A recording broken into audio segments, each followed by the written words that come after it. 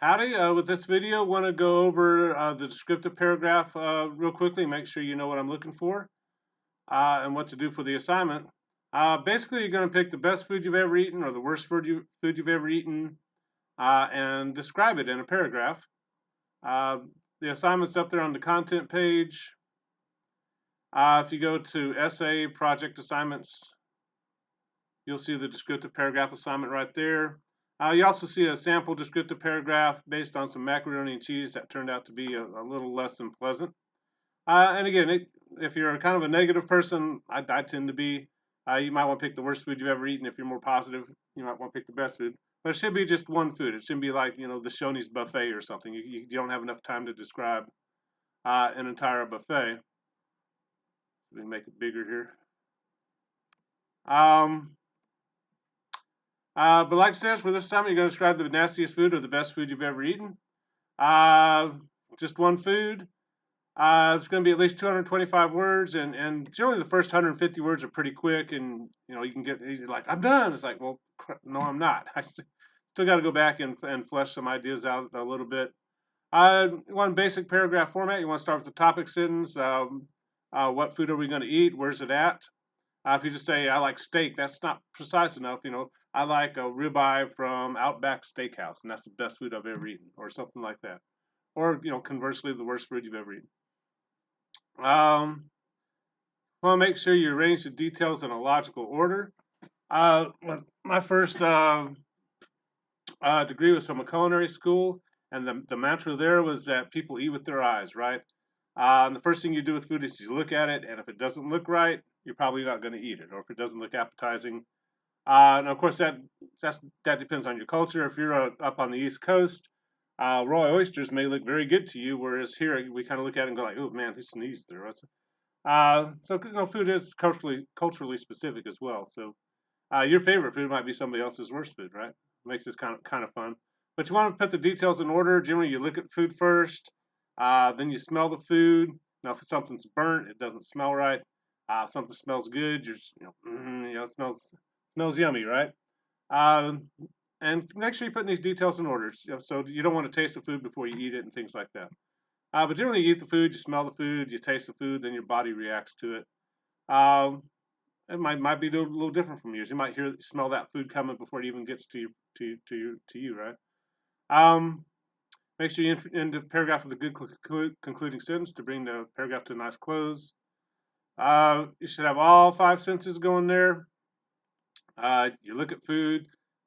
When you eat the food, your body starts reacting. Like if it's nasty, you kind of your body makes weird sounds, right? Your stomach's like, don't swallow it. Of course, you have smell. How's the food feel in your mouth? Good food feels good, right? Nasty food. If you eat a raw oyster, you don't like raw oysters, right? It's like might feel like you're eating snot or something. And of course, the taste. Um, you want to have good figurative language. I'll talk about that here in a second. Be careful with colors. Don't just say the pasta sauce was red. Kind of start describing what it looked like, what kind of pieces are in there. If you go to the paint store like at Lowe's and say, I just need me some brown paint, they're gonna look at you like, what? They're gonna point you to a wall with 50 different shades of brown, and you gotta be more precise with your colors. No very, really, or it in your sentences. Those are very and really are intensifiers that don't really describe much. What's the difference between nasty and really nasty? It's not much. You want to be a little more descriptive there. And we're just going to try and remove it from our writing this semester. Generally, you can rewrite a sentence to get the its out of there and be more precise. But hopefully, it's kind of a fun writing. If it's the nastiest food you've ever tasted, by the time I'm done reading your paragraph, I should feel a little nauseous, right? Like, okay, I won't eat that. If it's the best food you've ever eaten, I'll say, man, I'm hungry, man. Why am I reading this? I should be eating lunch or something. Um,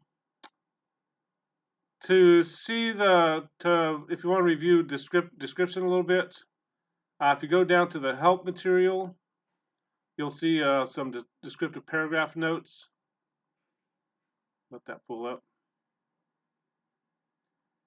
D2L is a little slow today. I'm a little slow every day sometimes.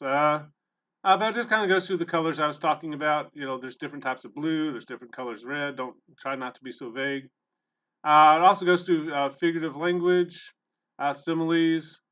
Don't just say something tasted bad. Just say this tasted like what? Like somebody strained this through gym socks, or depends what food you're talking about. Um, a simile and metaphor is always good. Personification, uh, giving a human trait to a non-human object. Is that food calling your name? Um, is your stomach talking to you as you eat something as you're chewing something that you don't really want to eat? Hyperbole, deliberate exaggeration. You want to start incorporating these things into your paragraphs a little bit. We're not up to the essay yet. You might end up, using some verbal irony, some sarcasm, towards the end, especially if you're eating something you don't particularly like. You don't have to use all of these, but start incorporating these into your writing a little bit. Make your writing come alive. You want good description, good adjectives, good figurative language. Uh, Again, so if it's not the best food you've ever eaten, we should kind of get a strong sense of that, and our bodies should start reacting a little bit. If you want to look at a sample descriptive paragraph, there's one there. It's based on macaroni and cheese.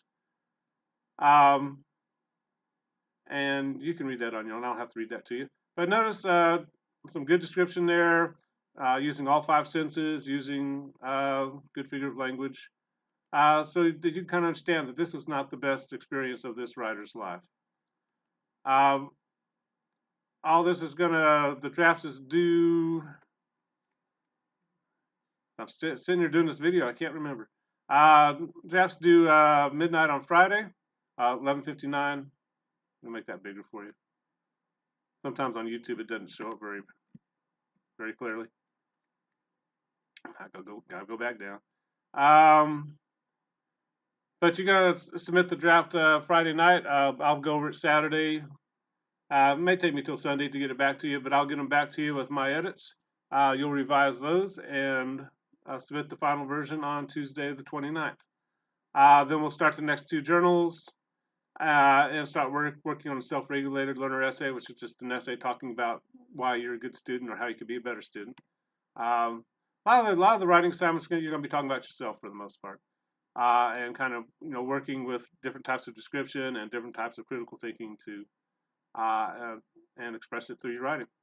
But for right now, the evil in front of us is that descriptive paragraph due midnight on Friday. Looking forward to reading some good description about the best or worst food you've ever eaten. If you have any questions, be sure to let me know. I've also posted my office hours there on D2L, so make on the homepage for the course. So feel free to come by my office if you need to talk about anything. But we'll talk to you later. Bye bye.